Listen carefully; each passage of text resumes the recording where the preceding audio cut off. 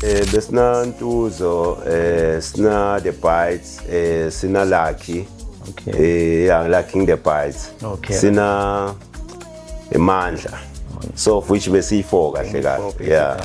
I saw one of your group members was Yeah. complaining about issues of royalties and things like that. Yeah. So how did it go about? Kwahamba njani mhlambe ngenza bema royalties? Yeah man, isidinga abantu labangasabi wena bhuti wami yabona. Okay. Abantu labangasabi wena bhuti in terms of ku-involve the young crafts out there. Ngoba uma uthi uyabuka manje somehow siyavaleleka ngaphandle. Sure. Yabona. Well bazama labanye ukuthi bawabide ama-artists yabona. Ngisho ukuthi iwo wena awuthami angathi kumbe ngiyibeka kahle. Sure. Between ma-artists nabo DJ bomzwesh pha nabo Chibili Baba yabona. Yeah, also to add kulento lesho ke yabo.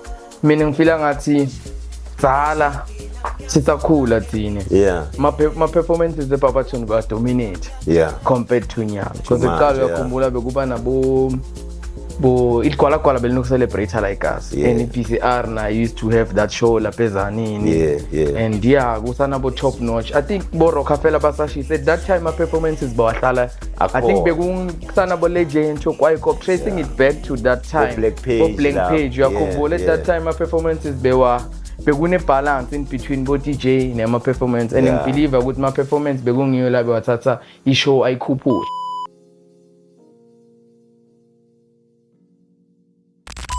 Shapfire Bafethu, I hope nimnandi, I hope ni grand. It's your boy Mzweshpa and welcome to the first episode of Plugged In Podcast.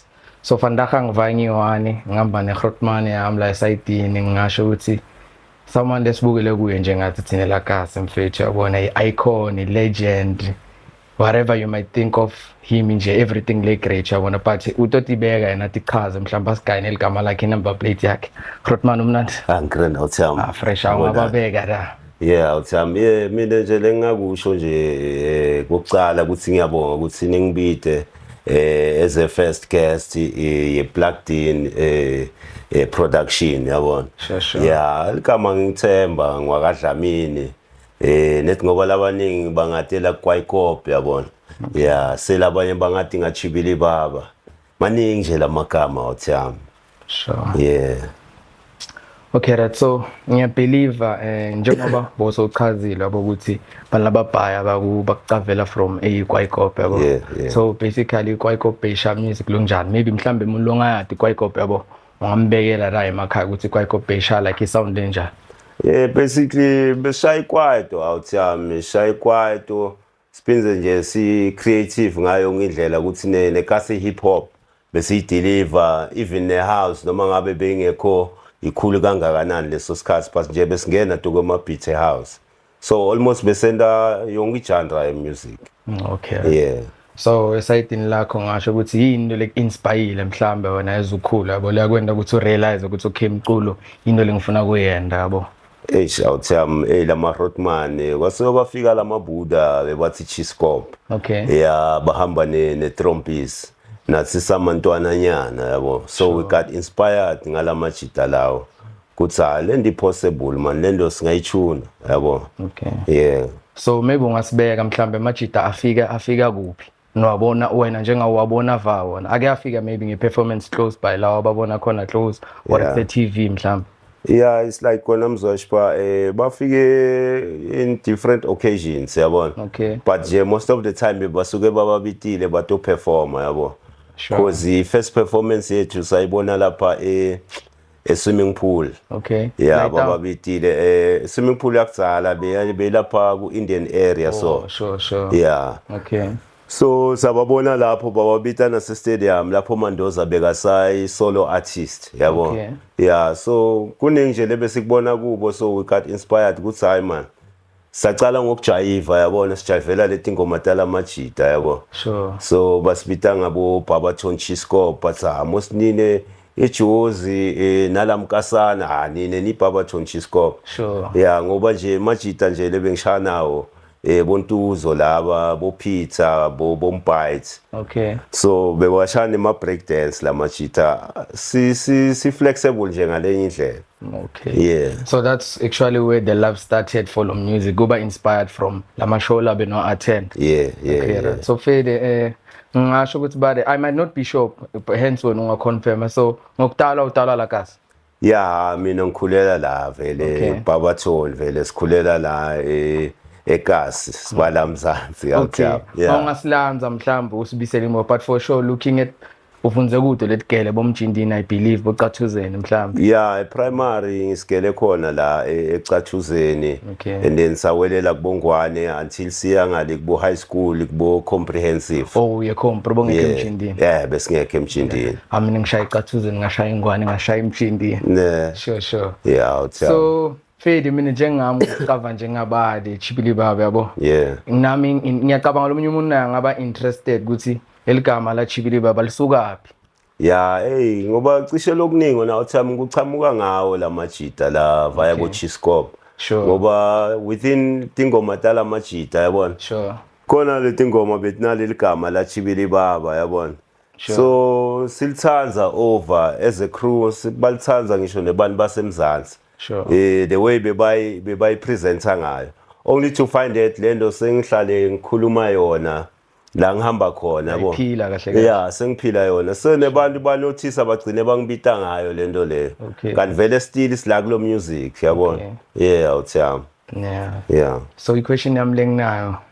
Yeah, I wonder why is it ifike nyalo early but anyways I can see ukuthi whenever you are a family orientated man yabo. Yeah, man. Yeah, so spacing, how do you get to actually balance spani family ne music like yabo njenge road manager usibeka kanjani in terms of ngiphi advice mhlambe lonayo in terms of law?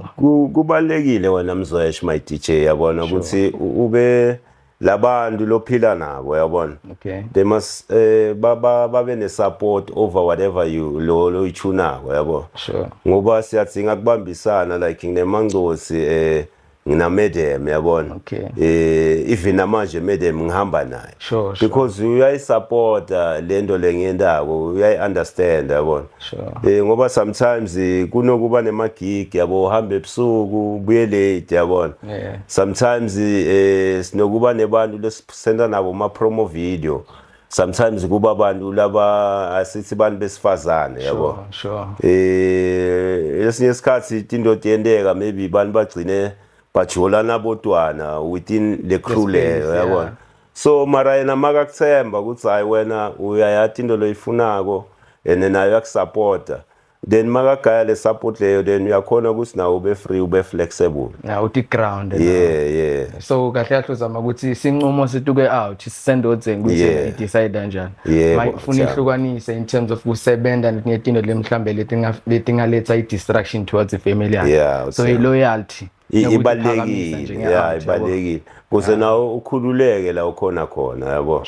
Ngoba ungacala kuhlanganisa into letingahlangana uthuka maybe so ufake inkingeni yabo nawe soba under pressure noma sowuphuma awusathembeki yabona.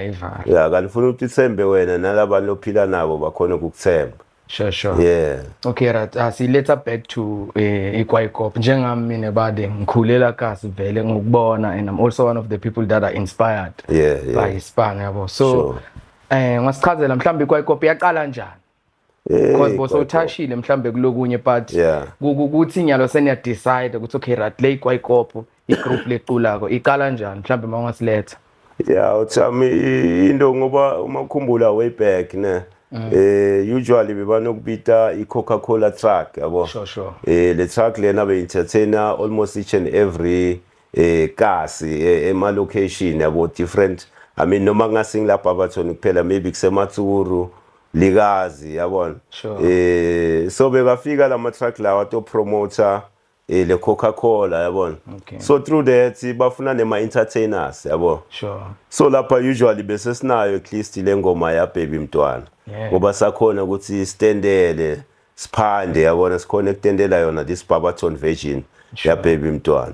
So besinale demo le ukuthi masithi sishaya le ngoma.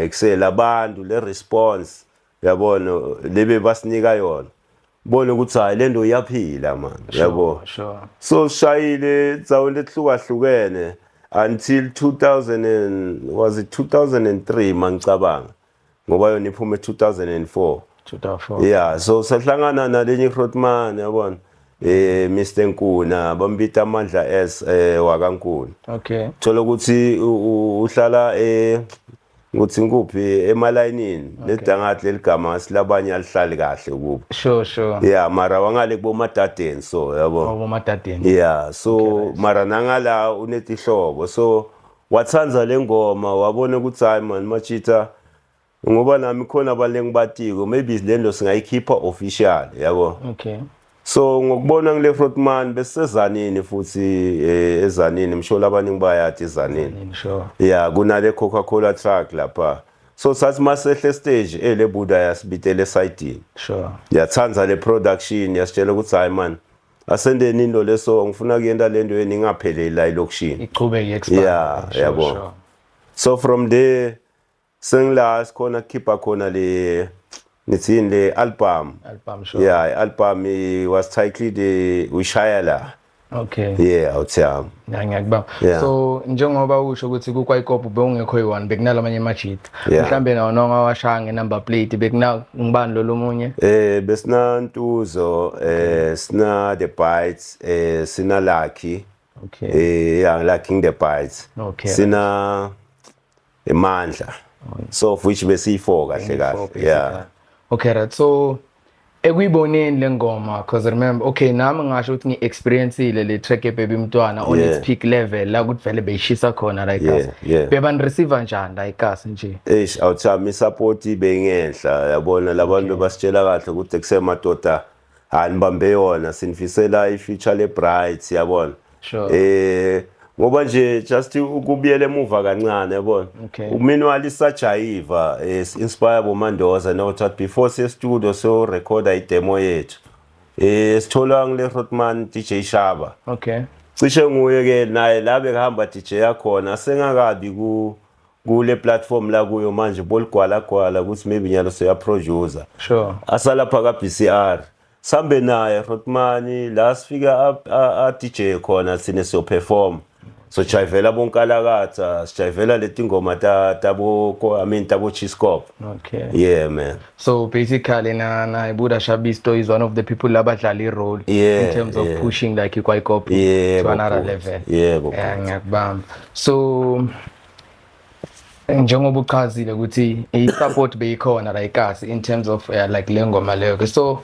the question lengele nginayo mina ukuthi njengoba uchaza ukuthi kwaba naye Grootman Tamindlozi angathi ngibeka grand so been signed where you guys signed or bekunjani like it's like bakwendela a 1 year contract okay sibone ukuthi khamba njani yabona iyabakudemand yini yabona sure so only to find that I support bekhona lethi ngoba nathi marketing kwayena naye lobeka sinike chance beka ngekho familiar over in terms of ukuthi how do you run via music industry yabona so lokunye bekakwathi lokunye naye bekakufunza ngendlela yeah awuthiyami but then you questioning now how was the working relationship between yena nani as a group because remember unthola ne group already beseniqalile in emotion delinayo yabo so ekumjoineni kwenu like how did it go about kwendile like something the positive in terms of bringing the group ithathe elevated to another level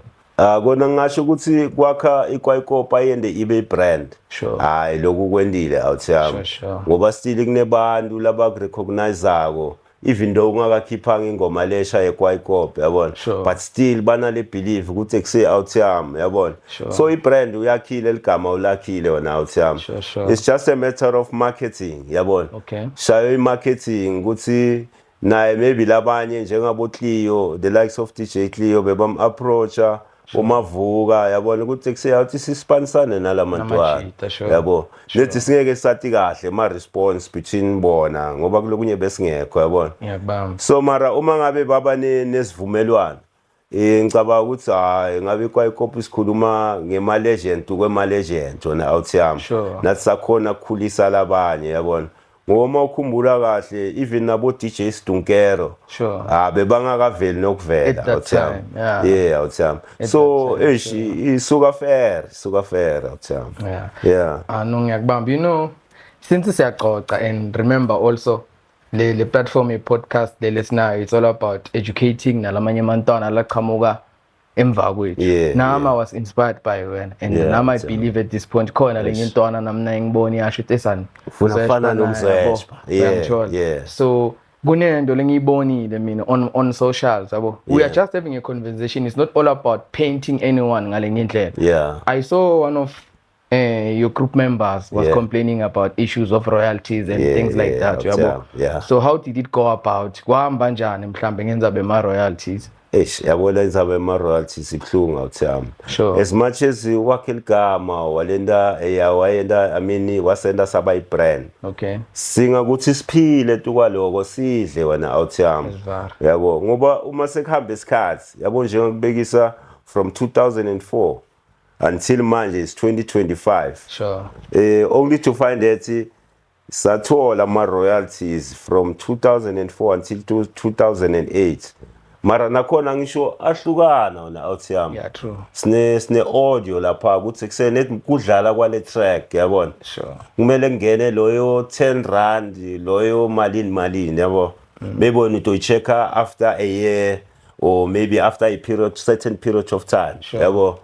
So within that short space nje from 2004 and 2008 nakhona ngeke ukuthi ngiyokuphela mina leyo mali.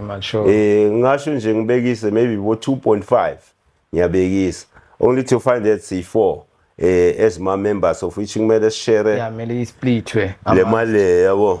So mara nje besijabulile ukuthi hayi Rotman uyasikhomba ukuthi sibambisene yabo makhona kusikhomba ama royalties. Sure. Mara lawo it was ma audio royalties. Sekuba nala ema visuals angisho ivideo mayidlala noma ingadlali ukuthi idlala siyibone kahle ngesikhathi sawo umuntu angakalali noma ingadlala ebusuku mara iyabala iyabhadara yabona. True. So wena awuthami lapho siyakhala yabona ukuthi ma royalties in terms of ma visuals in terms of ngoba sikwentile kuningi man wena awuthami. Sure. Natuke what you call this documentary. Sure. Sokuthi kunemuntu oshaya documentary ngala ku background kudlala tona leti ngoma yabona. So nalapho still isivalelekile yabona. But before ulwa ne management and everyone, now you should get your facts straight when outjump. Before uthatha into ubeka to another level. Communicate nalabantu bosipana nabo yabona. Same as njengathi yabona. Sure. Sithi hayi mana sibute labantu vele lesebenzisana nabo kumbe lebesebenzisana nabo. Ba consult ngale. Yabona before uyo bathini uyofaka into ku media and everywhere yabona. Only to find that mawuthi uyagogota ngathi abakuva makogota yabona. Noma uzama ngayo yonke indlela just to reach them ukuthi nikhone kuba nale communication over the issue le. Maya ngathi kumbe wena soyahlupha kumbe njani. Sengila ubona khona ukuthi maybe shothi kunenkinga maybe lana le mali besingathenga kumbe ekhaya siphinze sakhe studio siphinze sikhulise the new generation through lo music yabona. Sure. Ngoba usatholi kwendekani mawuthi yafona kumbe wendani. Sengathi bak-ignore yabona. Ngila bese kufika la ukuthi le outcome maybe igcine seyifika emaphepheni. Noma ingana ama facts la langakanani. But through le lona labamnika yona le behavior la itholako yabona. Abamphathanga kahle yabona. Asifanani yabona sibobabe yabona. Nathi sifuna sithenge singwe endlini yabona na awuthami. Manje wena lengibukona ukuthi maybe utonginika sheleni mangabe ukhona lo sheleni awusatholakala inhlito yami sheshibe incane yabo impilo yase South Africa nyalo akunamisebenzi awuthami. Nathi uNkulunkulu letalent lasinike lona le talent leli funa sidle kulo funa libhadale yabona na awuthami. I think ngi understand better maso ichaza njengoba usho ukuthi bantu abafani mangabe ubambe isinkwa sami ngingazi ukuthi isinkwa sami unaso mangizama ukufuna ngakuthola into rector ngale ngindlela because asifani lo munye anga rector maybe bekungaba worse from lele ka rector ngakhona but I'm happy that you also mentioned the fact ukuthi there are certain royalties that you got to find in terms of njengoba uchaza ukuthi kune audio and kunama visuals also yabo but I also believe ukuthi kutohamba khamba naye agcina abe grand in terms of directing. So ngifuna kubuta ukuthi after kwendekile like yabo ngena zama ukuthi nihlangane VA nizame ukuyiphusha directing yeKwaikop. Kwaikop. Sure. Yeah, awuthami kona kuhlangana khona nabhuti ma ideas sihlale sinawo yabona. Okay. Yeah, nethi it's a matter of this thing idzinga proper funding yabona. Sure. Ngoba ingoma mawuyikhipha idzinga ukuthi ibe ku proper market yabona. Ibe registered kuwo onke lama platform. Sure. Cause akuzinga ukuthi wena mistake lefana nale esicetha khuluma ngayo yabo. So siyathinga ukuthi kube ifunding manibalekile ngoba ingoma uma uyifaka eradioweni ngiyabekisa yabona. Sure. Uma idlala idzinga ukuthi ibe ne video yayo levelako somewhere somehow nakhona ukhonile kuyifaka kuwo onke lama digital platforms lawa. Iyavela ngisho na kuma national TV ukuthi iyadlala siyayibona so lokho kuyahambiselana konke lokho kudzinga ibudget yabo so unlike ukuthi ukhipha ingoma nyalo iyadlala siyayibona or siyakhona kuyidlala boma Spotify but ayisiva e-radio nayidlala une video but le video ayiveli kuma national TV so ngiko lokukhawadako wena awuthiyami proper marketing. Sure. Yeah. Yeah, ngiyakubamba bari ngisesenawe. Yeah, awuthiyami. Sesenawe. Let me see. Nanti. Sure. So ngiyalo si to because we've been talking about and the conversation now we're basing it on like iKwaikop. So manje sibuka wena personal because remember I think after iKwaikop now ubuyile separate wapusha like a span. Yeah, awuthiyami. Yeah, so how has it been like as an individual artist how has the journey been like?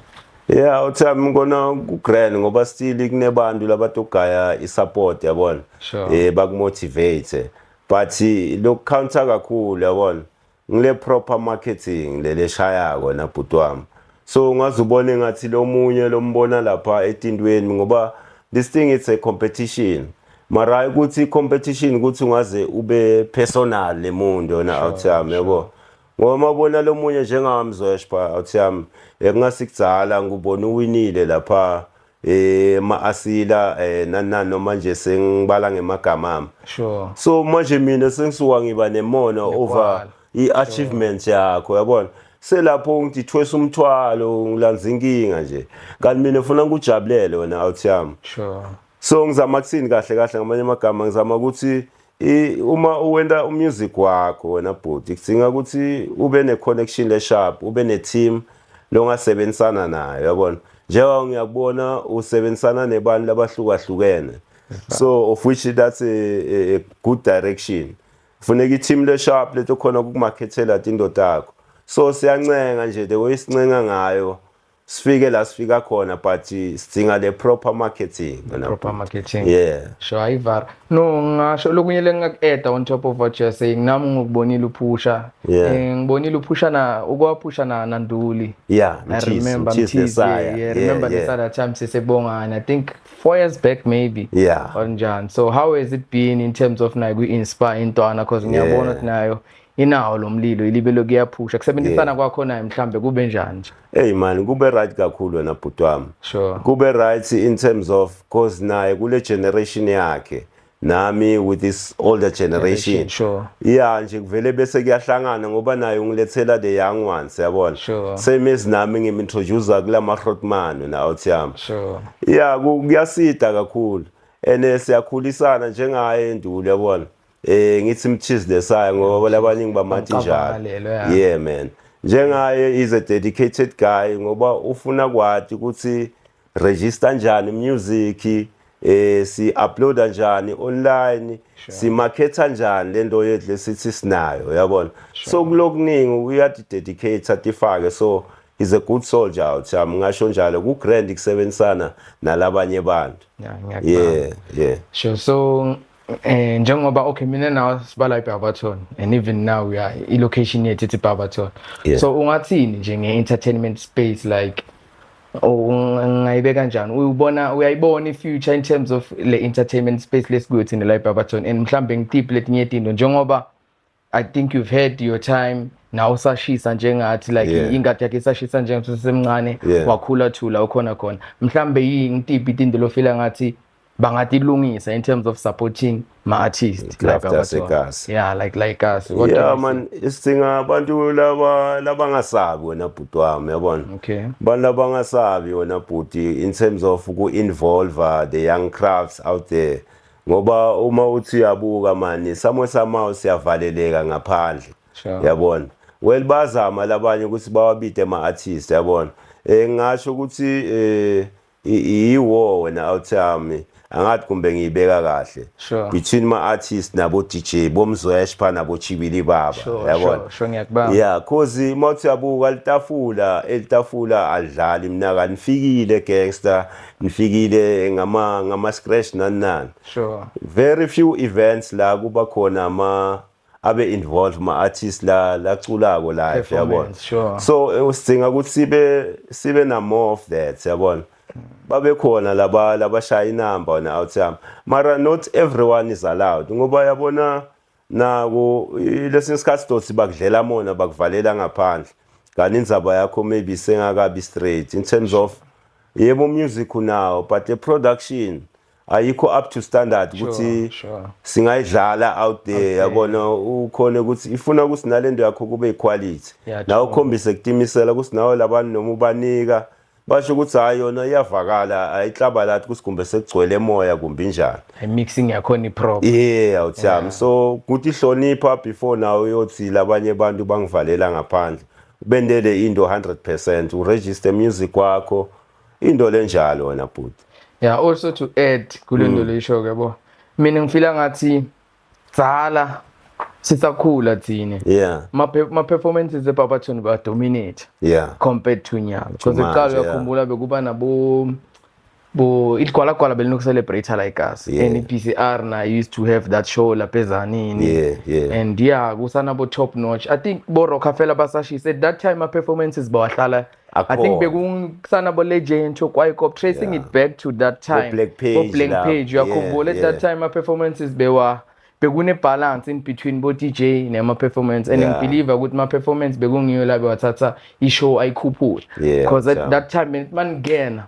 everyone uba nale vibe ukuthi okay nyalo sibukela abantu ba perform yabo but ngifila ngathi nyalo njengoba usho ukuthi it's a war between performers and DJ in a way we must try and find the balance ukuthi okay nalaba performer nabo bakhona ukuthi babuye babanike platform nalaba labanye but bekuneshow lebenguyo nini on Saturday Flash beka performer so ngiyabona ukuthi at least they are trying to actually implement lenzaba ukuthi bayelethe but nathi kuyi responsibility yethu ukuthi sizame ukuthi babeke yabo nesifake but ngokuhamba kwesikhathi I think also such platforms will bring awareness to say ukuthi we need those performances we need like labantu labato performer espacing ngithola sure so elenye question enginayo mhlambe ukuthi do you believe ukuthi mhlambe mawungabuyele emuva or maybe asithi kwayikho sibisele back kungaba maybe nalamanye amaphutha leni ngawalungisa leni ngawenda ngco I'm not saying ukuthi kunamaphutha leni awenda but me asking you a question ukuthi if we can revert and take back the time uyacabanga ukuthi khona mhlambe lokungile beningakwenza ngcono that in a way ukuthi nikulungise angathi mhlambe question ngiyakuva uthami sure ngona ngasho kuningi na bhuti man but nje lokunye lokubalekile yabona uma approach abantu labathi batokuthatha bakubeke to the next level sure yabo nje ngibekise masiqhamuka neBarberton version ya baby mntwana wona uthami sure of which konke beku right it was mastered ngendlela lekungiyo yabona nayo nje lengoma ngiyo basi recognize through yona yabo make sure ukuthi lento lochamuka nayo uyayiprotect ngoba ufika nayo labanye batokutshela ukuthi hayi kusela lana kufuna kushoda kumbe sifake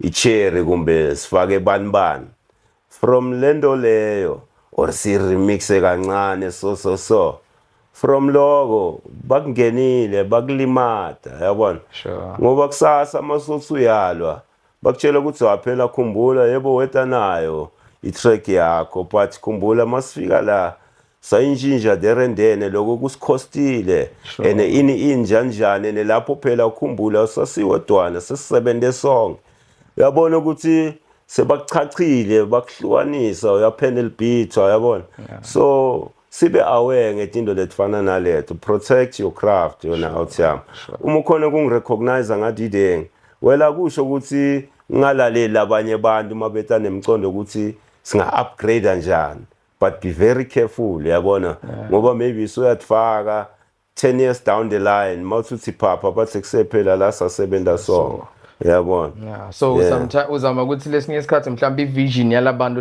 labathi bakujoyina afuna ifana ungatholakala because labanye abantu banokufika neminye icabange ukuthi okay babuke kubenefita ngendlela leso so if ungakade protect wena ngokukubona lokuthi okubona sekudlula isikhathi sekuhamba isikhathi sebakulimatile ngiyakubamba so in a way protector everything loyenda i-craft yakho span sakho find a way of protecting it usivikele ngiyakubamba no nami lawo ngiyawathatha so i-question yami lenginayo lenye evie ukuthi ikwaito kuwe reflecting back ukhumbula ukuthi ikwaito iqhamuka from kudzala and also even naboma-piano nanani they are inspired by the sound yekwaito so what does kwaito mean to you like namuhla nje like yabo in 2025 like ikwaito ngathi ithini kuwe like yabo since I believe also you are also doing kwaito for as much as we are unokungena ku hip hop like what does kwaito mean to you at this current time?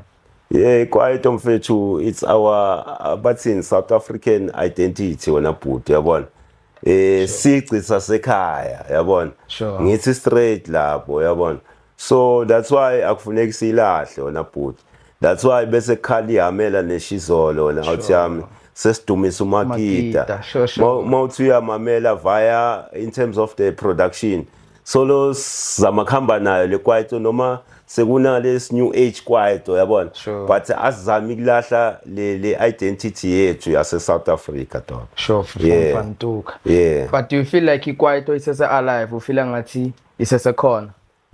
Isasekhona mfethu nawa bosidudula lapha bavela nabo bayipusha dayideng so sekukudzala iphusha le growth leyane fanele yase kukudzala but nje mawuthi uyabuka nayo ayilahlanga lithemba it's excel yena it's our identity so asiluzi yabo in terms of how ayiphusha ngakhona lapho because mina ngimbamba ku TikTok ngiyayibona le Rotman ibuye ngemandla it's like ngathi intwana the way ifaka ngakhona i-effort ngoba uma ungathi uyabuka kulethe into letendekako in terms of royalties nani ubuka bophori ubuka nalentwana lencane lebalwa nayo lentwana le fighting over ma royalties nani but uyisebenzisile lengoma yasidudula makathi bayafathuza atshela lentwana through that song naye sama uyakhumbula ukuthi kambe vele sinaye kwaito yethu ene even nale speech lasibhalile kuhambiselana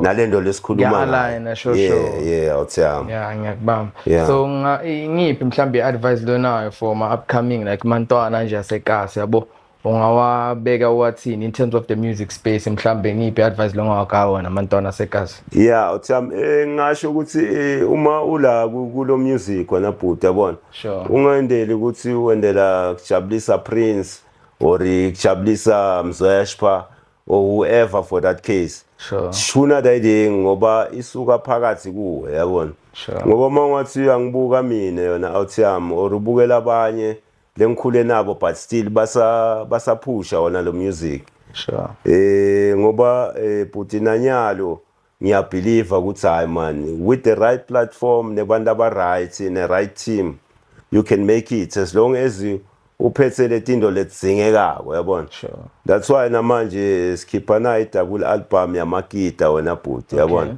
but Makita uhamba yedwa sekuba nabo Gabadia nemapiano yabo so Makita inspire ukuthi kule mpilo le ngiphilako yabona kulokuningi lekukhuluma ngako lapha engilele ngiphile kona or ngilele ngiphila kona yabona masithi Makita wena bhuti why Makita mangathi uyabuka la sihlala khona sihleli kwegolide wena Semalini. ya indzawo yethu inothe kakhulu ngoba kuze kusuke nebantu bokuhamba batokempa la ekhasi sitobacashisa bona bathi bethe emsebentini basho thine la sihlala khona. Sure. So illegally so baye kophanda imali but nje balwela kubeka singwa etafuleni yabona. So mara asipromote ukuthi bantu bangene emhlabathini ngaphandle kwemvumo, but the fact is la sihleli khona sihleli kwegolide wena awuthiyami. That's why kumele ekhali ihamela neshizolo yabona. Siyaphanda empilweni wena bhuti yabona. So injalo nje awuthiyami ngoba even nakuyo le album lengisebenzise kuyo ngisibanisane nemajita la ahlukahlukene bomthisi lesaya bo Nine Host bo Twice Thulane bamathi as a gospel singer ngiyibona la yabona bo Chloe Perez bomzwesh phale lengihleli naye la bo Gomsh baningi labantu lengisebenzisane nabo in terms of production yabona. Usually ngispana na SB on the track. Yeah, bo BOD laba mara yena artist BOD. But ngizama nje ukuthi labantu lengispane nabo na bhuti baningi zama ukuthi usebenzisane na wonke umuntu longasebenzisana naye as long net lendo inendlela leya phambili ine direction na bhuti. Unga give up ngoba nami sengirotman kwamina yabona. Labanye mabangibona bathi baba Manando baba Nkazi yabona sengibabe but still ngiyabelieve kule craft kuthi hayi iyaphila namanje wena bhuti. We're still grinding. Sure.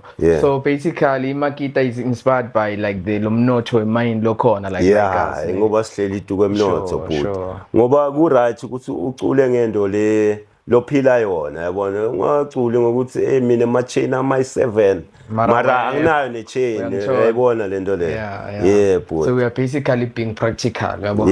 So i-question yami what's next, like since we are also speaking of like album and so kahle kahle Makita is a single ne? No, it's a full album. It's a full album of 22 tracks. Okay. So the album so it dropped already. Ngasho ukuthi anytime between this month ifuna sibe siphusha yabona. Khali yamela neshizolo one way. Sure. So that track lo ishaya ema visuals ayo yini, is it a leading single to the album or just a single track le separate? Ngasho ukuthi leading single ngoba even the title of the album it's Makita yabona. Awuthiyami. Okay, right. Ngiyakubamba. So bantu banga connecta like now enjani? Like ngasho social media platforms or maybe mabafuna ukubhuka. Awuthiyami. Ngoba ngiyatholakala in terms of kuma Facebook bo nithini bo YouTube bo TikTok love. Ungasha ngena nje kulo Chibili Baba just to get to see ukuthi le out ikhuluma ngani yabona. Into letinjani yabona. So WhatsApp number ikhona yona nakhona nje mara ungangena lapha etindweni. Ngoba labanye bese bayimisuser le number wena bhuti. So basically Chibili Baba TikTok konke Chibili Baba awuthiyami. Okay, right. So since it's the first episode yabo, but kune question lengitobuta almost onke ma guest wona yabo. So makungendeka mhlambe ingosi ikukhumbule mhlambe ikukhumbule noma namuhla ngiyabekisa. I'm not saying ukuthi ikukhumbule ungafuna abantu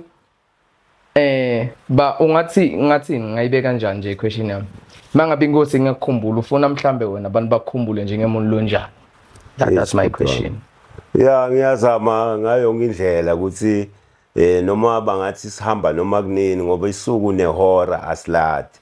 Yabo nje wabasho ukuthi Jesu utovela noma ngabe kunini, so nathi angakaveli angavela sibide noma ngabe kunini. So na bhuti like ngizama kushiya a positive identity yabona. That's why kuleti ngoma ngiyazama ukuthi ngifake i-message as much as possible ngoba kuze ukuthi kusasa basho ukuthi mara yena manje uzamile ukukhuta lana la yabona.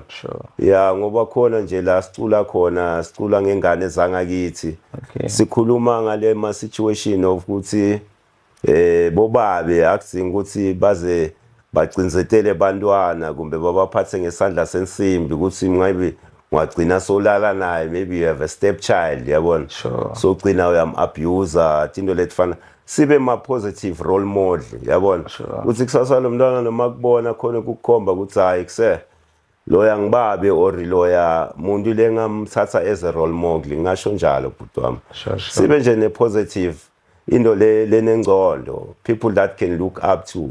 Hayi into nje lengekho busy ubhemana nema-drugs, wenda into nje letingekho emcondweni bhuti. Yeah, actually I wanted to touch based on indzaba yema-drugs because esikhathini lesiningi sinokubona abantu laba in the creative space, more especially ma-artists, some ngize ngiba-mention ngemagama siyabaluza in terms of indzaba yema-drugs. So ungasho ukuthi ungaba-advise njani maybe mantwana lamancane ukuthi badlalele, what's your take in ma-drugs ku-entertainment industry? Yathi ngiyibeke njalo. Yeah, ma-drugs bhuti wami, labanye bathi mase bashaya ama-platinum bashaya ama-gold bathola nema-award.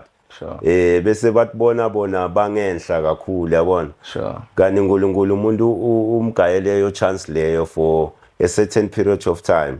So tibona yena uNkulunkulu, kanti uNkulunkulu uyi-one. So hamba tifaka tuke abantu aba-wrong, yabona.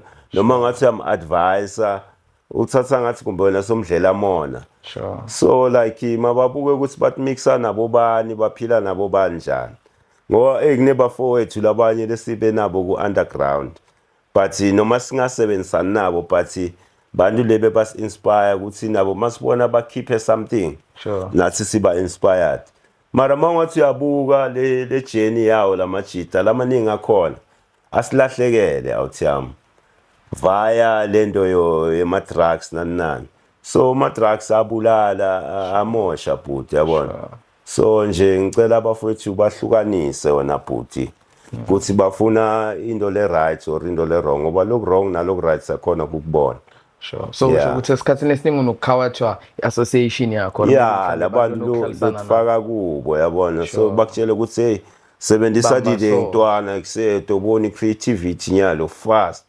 Kanti lo muntu sokufake wena. Sokufake wena uyakulahla. Yeah. Yeah, no, I think also on this podcast is a platform where we get to educate, where we get to teach people, yabona. Njengami nami, me being with you today, I'm learning a lot of things and I'm reflecting to into letiningi. Njengoba ngisho nami ngintwana yasekhaya, at some point nami bengiyilightly ngikubona uperforma ngisho le Grootman le yabo. And also I was also honored njengoba usho ukuthi ngisipane nawe lokunye. And I also believe we're still going to work and push. And make it like an example to the upcoming ones. Ukuthi kubambana nokupusha nje sephambili yabo. Ngikolokwenda mhlambe into tibengcono. And I believe we're still going to have more episodes on the show. It has been an honor to actually have you and have a conversation now. Even recorded. And I believe still you're still going to come and express more. Njengoba usho ukuthi utodropa, you are dropping like the album, yabona. So it has been an honor to have you in the show. And to those who are new to the channel, make sure that you hit the subscribe button, share, comment, and keep the momentum going.